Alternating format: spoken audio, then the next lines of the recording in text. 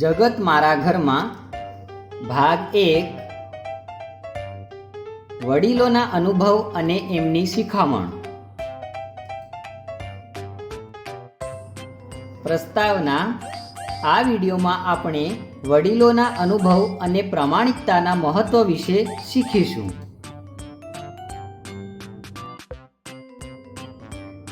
બિટ્ટુ આરામથી બેસીને ટીવીમાં મેચ જોઈ રહ્યો છે. અરે વાહ, છગ્ગો!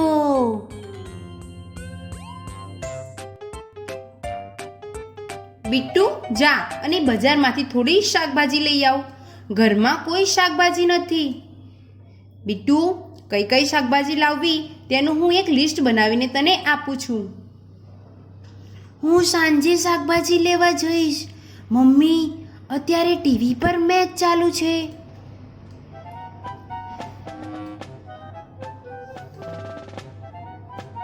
બિટ્ટુની મમ્મી શાકભાજીનું લિસ્ટ, પૈસા અને બેગ લઈને બિટ્ટુ પાસે આવે છે.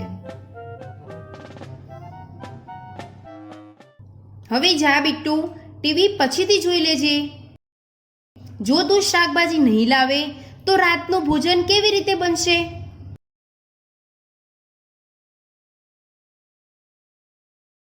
બિટ્ટુ તેની મમ્મી પાસેથી શાકભાજીનું લિસ્ટ, પૈસા અને બેગ લઈને બજારમાં જવા માટે નીકળે છે. બિટ્ટુ બજારમાં પહોંચીને શાકભાજીની દુકાન તરફ જોવા લાગ્યો. ત્યારે જ બિટ્ટુ મીનુના પપ્પાને શાકભાજી વેચતા જુએ છે.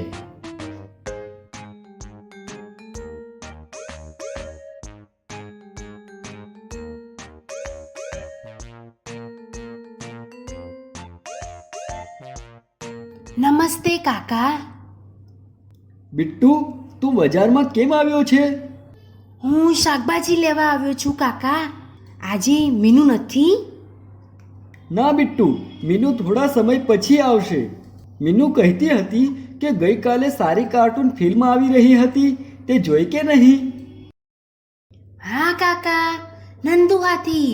પણ જ્યારે મારે ફિલ્મ જોવાની શરૂઆત થઈ ત્યારે મારી મમ્મીને રસોઈ શો યાદ આવી ગયો. ઠીક છે, તો પછી તારી મમ્મીએ રસોઈનો શો જોયો?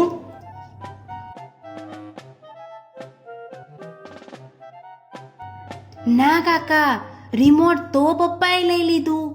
તેમણે ફૂટબોલ મેચ જોવી હતી. શું તમારી સાથે ક્યારેય આવું થયું છે? શું તમે તમારા ભાઈ બહેન અથવા મમ્મી પપ્પા સાથે પણ રિમોટ માટે લડ્યા છો?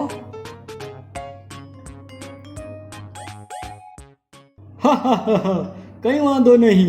ટીવી જોવાની લડાઈ તો દરેકના ઘરમાં ચાલુ જ રહે છે. તું તે કાર્ટૂન મૂવી ફરીથી ક્યારેક જોઈ લેજે. હા કાકા. અને મને એ કહે, બિટ્ટુ, તારે કઈ કઈ શાકભાજી જોઈએ છે? આ લો કાકા, આ શાકભાજીનું લિસ્ટ છે. તે પ્રમાણે શાકભાજી આપો. મીનુના પપ્પા શાકભાજી આપવાનું શરૂ કરે છે અને બિટ્ટુ તેમના થેલાઓ તરફ જુએ છે અને વિચારવા લાગે છે. કાકા, તમે શાકભાજી વેચવાનું ક્યારે શરૂ કર્યું? ઘણો સમય થઈ ગયો છે બિટ્ટુ, પરંતુ આની શરૂઆત સહેલી ન હતી.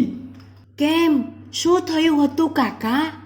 શાકભાજી વેચવા માટે મેં મારા પપ્પાને તો મનાવી લીધા હતા, પરંતુ મારા મોટા પપ્પાને હું શહેરમાં આવીને શાકભાજી વેચું તેમાં વાંધો હતો.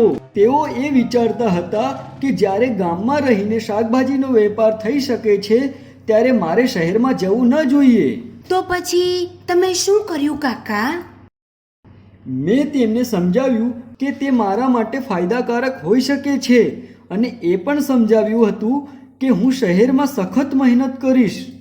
તેઓ સંપૂર્ણ રીતે સંમત તો ન હતા, પરંતુ તેમણે મને એક તક આપવાનું યોગ્ય માન્યું. અરે વાહ, આ તો ખૂબ સરસ થયું. નહીં તો હું મીનુ અને તમને કેવી રીતે મળી શકતો? શું તમારી સાથે આવું ક્યારેય થયું છે? શું તમે ક્યારેય તમારી જરૂરી વસ્તુ મેળવવા માટે તમારા વડીલોને મનાવ્યા છે?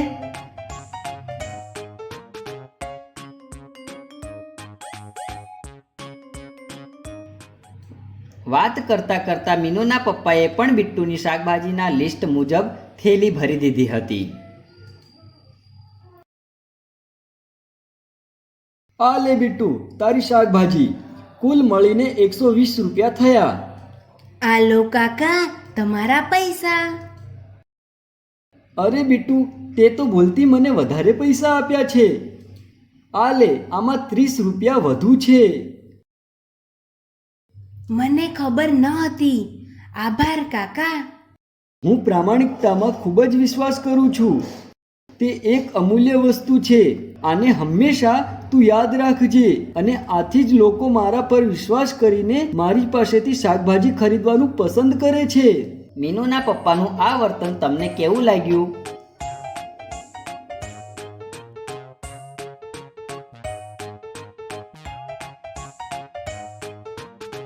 શું તમારી સાથે પણ આવું ક્યારેય થયું છે?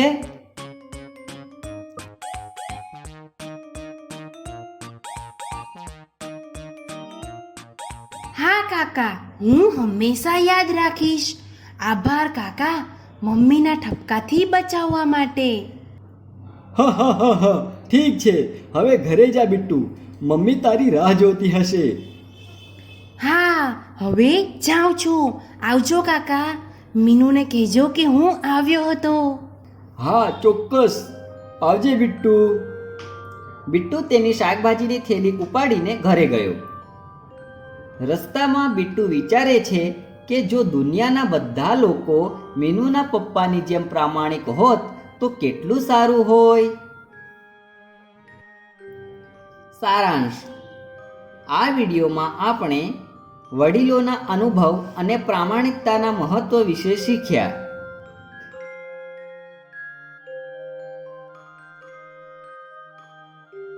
આગળના વિડીયોમાં આપણે જાણીશું સમાજમાં ભેદભાવ ફેલાવતા નિયમો અને બાળકો સાથે થતી ગેરવર્તણૂક વિશે.